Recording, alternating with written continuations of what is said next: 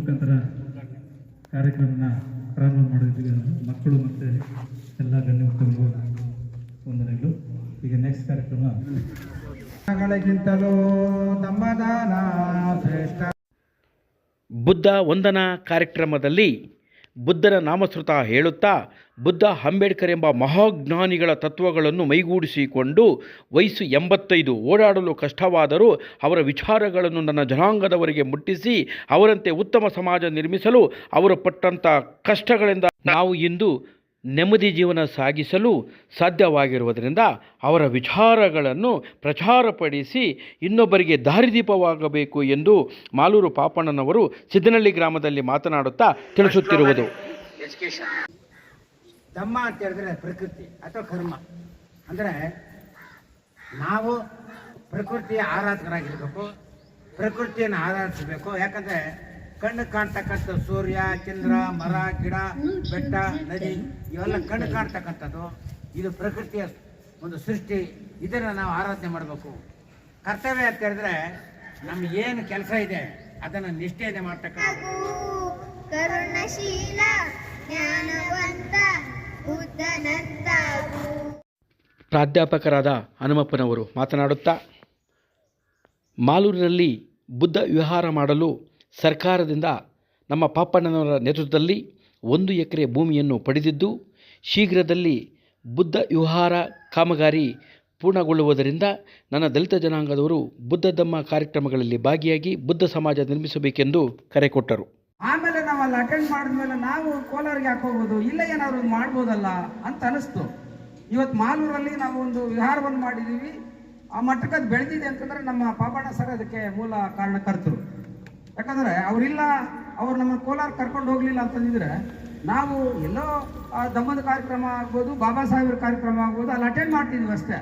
ಆದರೆ ಉತ್ತಮ ಔಷಧಿಗಳಿಗೆ ಒಮ್ಮೆ ಭೇಟಿ ಕೊಡಿ. Maruti medical, Malur bus stand ಹಿಂಭಾಗ. ಫ್ರೆಂಡ್ಸ್, ಬಸ್ ಮಾಲೀಕರು ಹಾಗೂ ದಮನಿತರ ಸಂರಕ್ಷಣಾ ಸಮಿತಿ ರಾಜ್ಯಾಧ್ಯಕ್ಷರಾದಂತಹ ಸಂತೋಷ್ರವರು ಈ ಕಾರ್ಯಕ್ರಮದ ಅಧ್ಯಕ್ಷತೆಯನ್ನು ವಹಿಸಿ ಡಾಕ್ಟರ್ ಬಾಬಾ ಸಾಹೇಬ್ ಅಂಬೇಡ್ಕರ್ ಹಾಗೂ ಬುದ್ಧರ ಬಗ್ಗೆ ವಿಚಾರಗಳನ್ನು ಸವಿಸ್ತಾರವಾಗಿ ಹೇಳುತ್ತಿರುವುದು. ಒಂದು ದಾರಿನ ಹುಡುಕುತ್ತಾ ತಾವೆಲ್ಲ ಒಂದು ಸಾಂಕೇತಿಕವಾಗಿ ಈ ಮೈತ್ರಿ ಕಾರ್ಯಕ್ರಮಕ್ಕೆ ಆಗಮಿಸಿದರ ನಿಮ್ಮೆಲ್ಲರಿಗೂ ಮತ್ತೊಮ್ಮೆ ಬುದ್ಧ ವಂದನೆ ಕಾರ್ಯಕ್ರಮಕ್ಕೆ ಸುಸ್ವಾಗತವನ್ನು ಬಯಸ್ತಾರೆ. ನಿವೃತ್ತ ಶಿಕ್ಷಣಾಧಿಕಾರಿಗಳಾದ ವೆಂಕಟೇಶಪ್ಪನವರು ಮಾತನಾಡುತ್ತಾ ಬಾಬಾ ಸಾಹೇಬರು ಕರೆ ಕೊಟ್ಟ 3 ಕರೆಗಳಿಗೆ ಶತಮಾನೋತ್ಸವದ ಸಂಭ್ರಮ. 1924 ಜುಲೈ 20 BR ಅಂಬೇಡ್ಕರ್ ಅವರ ಕಂಠದಿಂದ ಚಿಮ್ಮಿದ ಈ 3 ಚಾರಿತ್ರಿಕ ಕರೆಗಳಿಗೆ ಈ ತಿಂಗಳು 100 ವರ್ಷ ತುಂಬಲಿದೆ. ಬಾಬಾ ಸಾಹೇಬರು ಬಹಿಷ್ಕೃತ ಹಿತಕಾರಣಿ ಸಭಾ ಸ್ಥಾಪಿಸಿದ ದಿನ ಮೊಳಗಿದ ಕರೆಗಳಿವು. 1920ರಿಂದಲೇ ಮೂಕನಾಯಕ ಪತ್ರಿಕೆಯ ಮೂಲಕ ದಲಿತ ಸಮುದಾಯವನ್ನು ಜಾಗೃತಗೊಳಿಸುತ್ತಿದ್ದ ಅವರಿಗೆ ತಾವು ಮಹತ್ತರ ಕರ್ತವ್ಯಗಳನ್ನು ನಿರ್ವಹಿಸಬೇಕಾಗಿದೆ ಎಂಬುದು ಖಚಿತವಾಗಿತ್ತು. ದಾರಿ ಸ್ಪಷ್ಟವಾಗಿರಲಿಲ್ಲ ಅಷ್ಟೇ.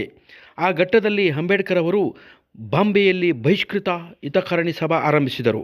ಅವತ್ತು ಅವರು ಕರೆ ಕೊಟ್ಟ 3 ಕರೆಗಳು ಅವರ ಮುಂದಿನ ದಾರಿ ಗುರಿಗಳನ್ನು ತೆರೆದಿಟ್ಟವು.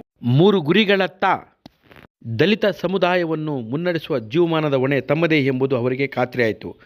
ಬಹಿಷ್ಕೃತ ಹಿತಕಾರಣಿ ಸಭಾ ಅಸ್ಪೃಶ್ಯತೆಯಿಂದ ದಮನಕ್ಕೊಳಗಾದ ಎಲ್ಲ ಜಾತಿಗಳಿಗೂ ವೇದಿಕೆ ಆಯಿತು. ಮೊದಲಿಗೆ ದಲಿತ ಮಕ್ಕಳಿಗೆ ವಿದ್ಯಾರ್ಥಿನಿಯ ರೀಡಿಂಗ್ ರೂಮ್ ಶುರುವಾದವು. ಇದು ಅಂಬೇಡ್ಕರ್ ಕರೆಯಲಿದ್ದ ಶಿಕ್ಷಣದ ಮೂಲಕ ಜಾಗೃತಿ ಮೂಡಿಸುವ ಮೊದಲ ಘಟ್ಟ. ಮಾತನಾಡುತ್ತಾ 1927 ಡಿಸೆಂಬರ್ 25ರಿಂದ 27ರವರೆಗೆ ಬಹಿಷ್ಕೃತ ಹಿತಕಾರಣಿ ಸಭಾದ ನೇತೃತ್ವದಲ್ಲಿ ಆಯೋಜನೆಗೊಂಡಿದ್ದ ಮಹಾಡ್ ಸಮ್ಮೇಳನದ ಮೊದಲ ದಿನ ಮನುಸ್ಮೃತಿ ದಹನ ನಡೆಯಿತು. ಇದು ಅಂಬೇಡ್ಕರ್ ಕರೆಯಲ್ಲಿರುವ ಶಿಕ್ಷಣದ ಅರ್ಥವನ್ನು ಇನ್ನಷ್ಟು ವಿಸ್ತರಿಸಿತು. ಮನುಸ್ಮೃತಿಯನ್ನು ಸರ್ವಾಧಿಕಾರದ ಬಗ್ಗೆ ಬ್ರಾಹ್ಮಣ, ಶೂದ್ರ, ದಲಿತ, ಮಹಿಳಾ ವಲಯಗಳಲ್ಲಿ ಕ್ರಾಂತಿಕಾರಿ ಜಾಗೃತಿಯನ್ನು ಮೂಡಿಸಿತು. ಕರೆ ಈ 100 ವರ್ಷಗಳಲ್ಲಿ ಬೆಳೆದ ಪರಿ ವಿಸ್ಮಯಕರವಾಗಿದೆ. ಎಜುಕೇಟ್ ಎಂಬುದರ ಅರ್ಥ ವಿಸ್ತಾರವಾಗಿದೆ. ದಲಿತರನ್ನು ದಮನಿಸುವ ಸವರ್ಣೀಯರನ್ನು ತಿದ್ದುವ ಜಾಗೃತಗೊಳಿಸುವ ಹೊಣೆಯನ್ನು ಈ ಕರೆ ಹೇಳಿಕೊಟ್ಟಿದೆ. ದಲಿತ ಸಾಹಿತ್ಯ, ದಲಿತ ಚಳುವಳಿಗಳು 3 ಕರೆಗಳನ್ನು ನಿರಂತರವಾಗಿ ಮುಂದೊಯ್ದಿವೆ. ಈ ಕರೆಗಳ ಮುಂದಿನ ಹಂತದಲ್ಲಿದ್ದ ದಲಿತರು ಬರುವರು ದಾರಿ ಬಿಡಿ, ದಲಿತರ ಕೈಗೆ ರಾಜ್ಯ ಕೊಡಿ ಎಂಬ ರೂಪಕ ಘೋಷಣೆಗಳನ್ನು ಕವಿ ಸಿದ್ದಲಿಂಗಯ್ಯ ಸೃಷ್ಟಿಸಿದರು. ಈ ಕವಿ ಸಾಲು ಪ್ರಖ್ಯಾತ ಗೋಡೆ ಬರಹವಾಯಿತು. ಭಾರತದ ಹಲವು ಭಾಷೆಗಳಲ್ಲಿ ಅನುವಾದಗೊಂಡಿತು. ಮಾಯಾವತಿ ಅವರು ಉತ್ತರ ಪ್ರದೇಶದ ಮುಖ್ಯಮಂತ್ರಿಯಾದಾಗ ಅಂಬೇಡ್ಕರ್ ಅವರ ಕೊನೆಯ ಘಟ್ಟದಲ್ಲಿ ಹೇಳುತ್ತಿದ್ದ ರಾಜಕೀಯ ಅಧಿಕಾರದ ಗುರಿಯೂ ಕವಿ ರೂಪಕ ಆಶಯವೂ ಬೆರೆತು ಹೋದವು. ಬಾಬಾ ಸಾಹೇಬರು ಕರೆ ಕೊಟ್ಟ 3 ದಶಕಗಳಲ್ಲಿ 3 ಆಶಯಗಳು ಸಮುದಾಯ ಚಳುವಳಿಗೆ ಬೆಳೆದು ಎಚ್ಚೆತ್ತು ದಲಿತ ಸಮುದಾಯವೇ ಸೃಷ್ಟಿಯಾಯಿತು. ನಂತರದ ದಶಕಗಳಲ್ಲಿ ಅಂಬೇಡ್ಕರ್ ಹೆಸರಿನಲ್ಲಿ ದೇಶಾದ್ಯಂತ ಲಕ್ಷಾಂತರ ಶಿಕ್ಷಣ ಸಂಸ್ಥೆಗಳು, ಸಂಘಟನೆಗಳು ಹುಟ್ಟಿ ಬೆಳೆದವು.